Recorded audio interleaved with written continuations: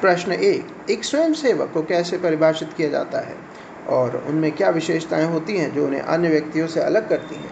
उत्तर, एक स्वयंसेवक वह होता है जो सहायक ऑफर करता है, बिना किसी की प्रेरणा के, स्वप्रेरणा और आदर्श से प्रेरित होकर। उनके कार्य बाहरी मांग की बजाय आंतरिक इच्छा से निकलते हैं। प्रश्न 2, स्वयंसेवकों का सामना किस प्रकार की चुनौतियों से होता है और इन चुनौतियों का उनकी सेवा की गुणवत्ता पर क्या प्रभाव होता है? उत्तर, स्वयं सेवकों को प्रेरणात्मक या प्रेरणा में गिरावट का अनुभव हो सकता है, जो निराशा का कारण बन सकता है, और वे समर्पण में बनाए रखने में कठिनाई महसूस कर सकते हैं।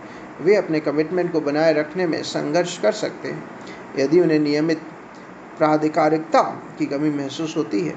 प्रश्न 3, एक स्वयंसेवक के प्रभाव को कैसे बढ़ाया जा सकता है? आध्यात्मिक मूलधारणा के माध्यम से। आध्यात्मिक अभ्यास एक स्वयंसेवक की ईमानदारी और सहनशीलता में सहायक होता है, जो उन्हें चुनौतियों को पार करने और अपने सेवा के प्रति कमिटमेंट को बनाए रखने के लिए एक मजबूर आधार प्रदान करता है। प्रश्न 4, एक स्वयंसेवक की सेवा में प्राधिकार की स्वीकृति किस प्रकार की भूमिका निभाती है? प्राधिकार की स्वीकृति करना, जैसे कि निर्माण में इंजीनियर की, समृद्ध फलने और प्रभावी परिणामों की निश्चितता सुनिश्चित करता है। प्रश्न 5, एक स्वयंसेवक की ताकत कौन कौन सी चुनौतियों से आती है और इन चुनौतियों से कैसे उनकी सेवा प्रभावित होती है? उत्तर, एक स्वयंसेवक की ताकत उसे तब होती है जब वह खुद को तैयार पाता है उन चुनौतियों का सामना करने के लिए जिन्हें उसने पहले कभी सोचा भी नहीं था। प्रश्न 6, वास्तविक सेवक कैसे अपने कार्यों के माध्यम से सच्ची समर्पण को प्रदर्शित करते हैं?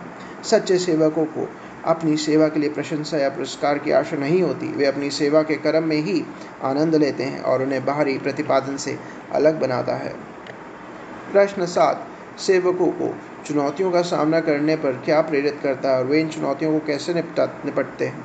उत्तर, सेवकों को अपनी सेवा में तत्परता का आनंद होता है और उन्हें आंतरिक संदेहों और बाहरी चुनौतियों से निकलने में मदद करता है।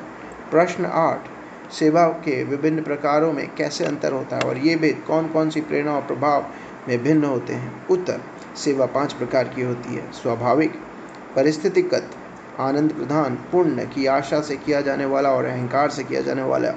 ये प्रकार भिन्न प्रेरणा से भिन्न होते हैं, जहाँ स्वाभाविक सेवा एक स्वाभाविक गुण होती है और अहंकार से की गई सेवा वास्तविक सेवा के बजाय पहचान की खोज में बन सकती है। प्रश्न 9, सेवा की गुणवत्ता कैसे सुधारी जा सकती है जब व्यक्तियों को उच्च स्तरों की दिशा में प्रगति की जाती है?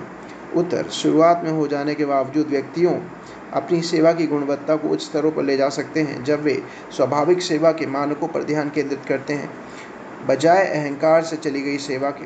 प्रश्न 10, सेवा से हटने के लिए व्यक्तियों को क्या प्रेरित करता है और ये उनकी व्यक्तिगत वृद्धि पर कैसे प्रभाव डालता है? उत्तर, व्यक्तियों को अपने आत्मचित्र, आत्मसम्मान या सिर्फ सम्मान, आराम और सुविधा को अपने लक्ष्य से पहले रखने के लिए प्रेरित किया जा सकता है, जो उनकी व्यक्तिगत विकास को रोकता है और उनके लक्ष्य को प्राप्त करने की क्षमता को सीमित करता है।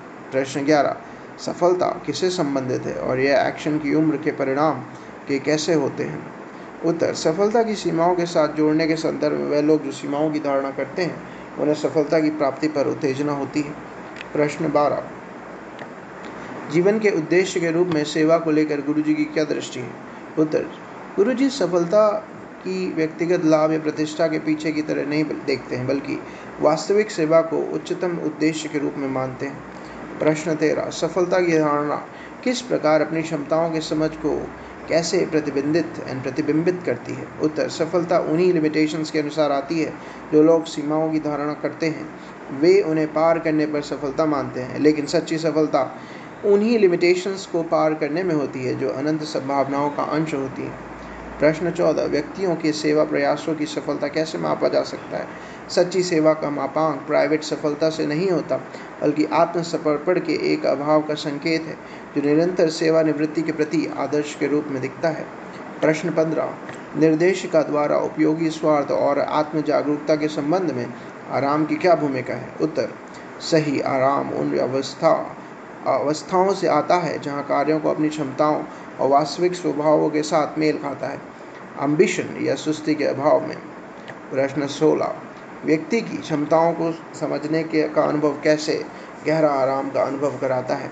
अपनी क्षमताओं और सीमाओं की पहचान करने से वास्तविक आराम होता है, जो एम्बिशन या असमर्पितता ये बोझ से मुक्त करता है और आपके आंतरिक क्षमताओं से जोड़े रखता है। प्रश्न 17, जीवन के उद्देश्य के विशाल संदर्भ में सेवा का क्या महत्व है?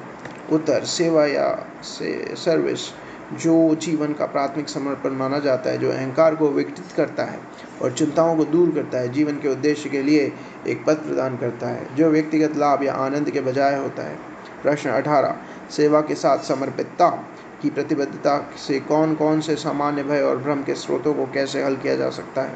उत्तर, समर्पित मन में भय और भ्रम को कम करता है और कार्यों में स्पष्टता और समर्पण की भावना प्रदान करता है और उसे स्वाद के बजाय दृढ़ता के साथ सामना करने की क्षमता प्रदान करता है। प्रश्न 19, सही सेवा को व्यक्तिगत प्रेरणा के लिए उत्साहित करने का क्या प्रभाव होता है? उत्तर, सही सेवा जो निरंतर सेवा की भावना से प्रेरित होती है, व्यक्तिगत प्रेरणा और संघर्ष के लिए उत्साह प्रदान करती है, जिससे व्यक्ति अपने उद्देश्यों तक पहुंच सकता है। प्रश्न 20, आत्मसमर्पण को जीवन का केंद्र कैसे बनाने से कैसे डर और भ्रम को निवारित किया जा सकता है? उत्तर, आत्मसमर्पण व्यक्ति को उसके असीमित स्वरूप के अनुभव से जोड़ता है, जो उसे अपने कार्यों में पूर्णता के साथ समर्पितता का अनुभव कराता है, जो डर और भ्रम को निवारित करता है। जय गुरुदेव।